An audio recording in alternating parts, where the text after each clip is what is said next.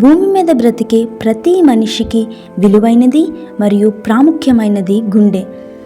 ఏ అవయవం లేకపోయినా మనిషి బ్రతకొచ్చు, కానీ గుండె లేకపోతే ఎవరూ బ్రతకలేరు.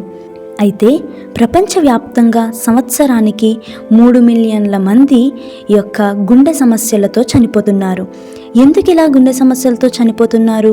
ఈ గుండె సమస్యకు గల కారణం ఏమిటి అని గనక మనం చూసినట్లయితే, అనేక మంది స్మోకింగ్ వలనే ఈ గుండె సమస్యల బారిన పడుతున్నారు.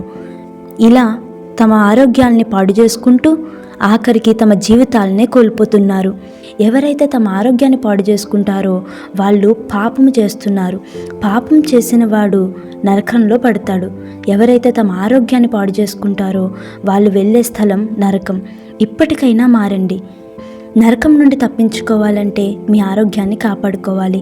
కాబట్టి మీ ఆరోగ్యానికి హాని కలిగించే ఆ యొక్క స్మోకింగ్ నుండి విడుదల పొందండి.